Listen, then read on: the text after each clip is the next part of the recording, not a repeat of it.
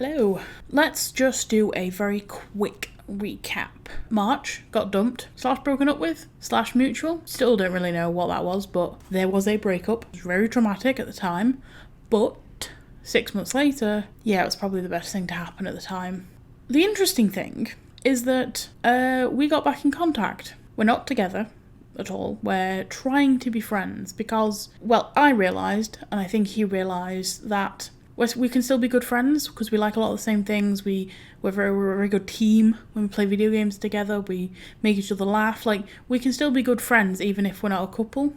So we're trying to become friends. You can go from friends to relationship to friends sometimes, and you can go from friends to relationship. But we're going relationship to friends because we were never really friends beforehand. So that all happened, and he got back in contact, and we've been sort of trying to play nice, as it were. And that's going well, so that's good. I'm now in Huddersfield, going to start my master's degree in illustration on the 28th. So my life is just starting, as it were. I don't remember what my last check-in weight was in terms of the vlogs, but my current weight was 357.5, I think. I started in March on 393 pounds.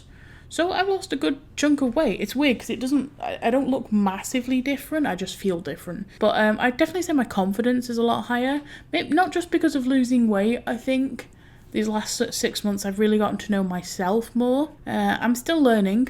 Like I realised today, this is the first time I've been alone since I was at university in Chester. But even then, so before I got with my now ex, my ex, if you've watched other vlogs, the abusive one, we were still a couple, and he wouldn't live with me, but he would visit every weekend. So I was never alone then. And then there was a month gap between relationships. I think it was a month. And so he would then visit every weekend, or I would visit him. So even though I may have been technically alone during the week, I was never really alone, as it were. So this is actually, maybe it's the first time in my entire life I've been properly alone. So that's challenging. I'm finding that quite difficult. I thought it would be a lot easier because I've always been there's intra and interpersonal. I've always been very good by myself, even when I was young. But even though you are by yourself, you're never really alone. You know, like you live in a house with family, or you see friends or whatever. But right now, right at the moment, I am completely alone. And I'm trying to stay positive, but it is hard. You know, I do have friends, but they're all elsewhere. I have a friend in Chester who has a cute little baby daughter, which I'd love to go and see, but can't really because of COVID. I have a friend down in Wickham who might come see me at some point, but COVID is throwing a whole wrench into that, and he could come, but you know, he'd have to like make sure he'd had no symptoms, he'd have to like not touch anything, have a shower before he even comes near me, like, you know, there's a whole bunch of extra rules set on everything. And you know, my granddad, who I love very much and I do miss quite a lot, he's it's about an hour and 10 minutes away, which is not far in relative terms, but he doesn't really want me to get the train to go visit him, because it's like 30 quid a trip, and it's a long trip, and I don't really want him driving to me because he's 80-something, and I don't want to put him through the stress of a 2-hour round trip, you know, especially when he's got, you know, other stuff to worry about, my grandma and what have you. So yeah, it's strange being alone. I wouldn't say I'm managing it, but I'm trying to manage it. I think I was meant to be informing you of what happened. Not a whole bunch has happened in relative terms. I've started caring for plants. I think I've shown in a previous video that I had a few plants. I think I had 2. I've now got 1, 2, 3, 4, 5 plants. Every time I see a new little plant, I kind of want it, so I get it. So yeah, I'm just unpacking, setting up, and I just kind of want to make a video about how I was feeling. I feel quite bad as well because, so this flat came fully furnished in that, you know, it has a bed and it has tables and chairs and wardrobes and that kind of thing, but it doesn't have stuff. Like, I realised yesterday I went to wash my cereal bowl that I'd bought and I didn't have a tea towel to dry it with and stuff like that.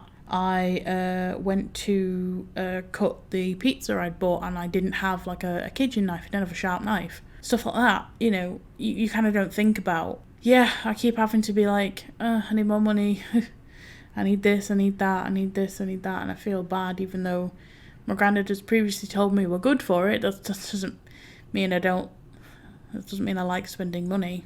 I really want to hear from student finance because I did originally go to do a master's degree in 2016, and I only went from September to January, I think. And then because of depression and a whole bunch of issues I'm not going to get into, I ended up leaving. But because I'd technically taken the postgraduate student finance loan, I couldn't have it again unless there were extenuating circumstances, which included leaving because of depression and mental health. So I wrote a whole thing out and I sent it to them, and it wasn't enough.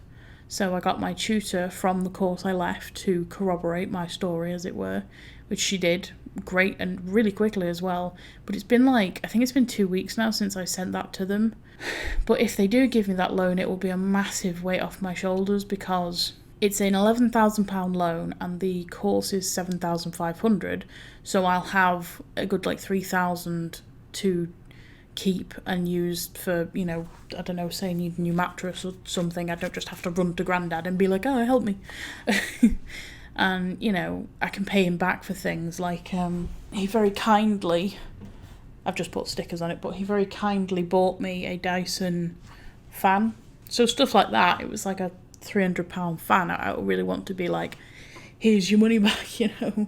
Thanks very much for the loan, as it were. I think that's it, really. I kind of just wanted to get my thoughts out. I'm going to start editing these vlogs, by the way. I don't know if you're new or you are a previous viewer of these videos. I previously just turned on the camera, spoke, turned it off, uploaded it. You know, I'd like to trim the fat, as it were. But the goal of this channel is still the same. I want to have a strong mind and a strong body, and I want to document my journey. For myself, mainly, to be quite honest. I was able to look back on previous videos and be like, oh, God, I look so sad.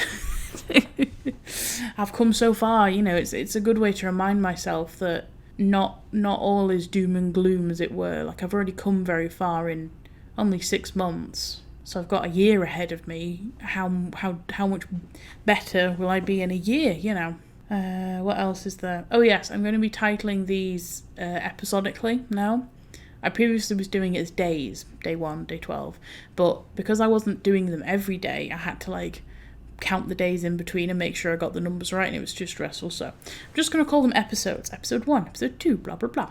So this is the start. Well, technically the last video was the start of season 2 of the Jocelyn's Journey show. Anywho, I'm feeling okay. You know, I'm laughing, I'm smiling, and whatever. This isn't a facade. On the inside, I am feeling quite alone and sad, but the happiness on the outside is me trying to get on with it, as it were. So I'm just watching some Netflix, decorating. Anyway, I'll stop waffling now. Thank you very much for watching this video, and I will see you in the next episode. Bye!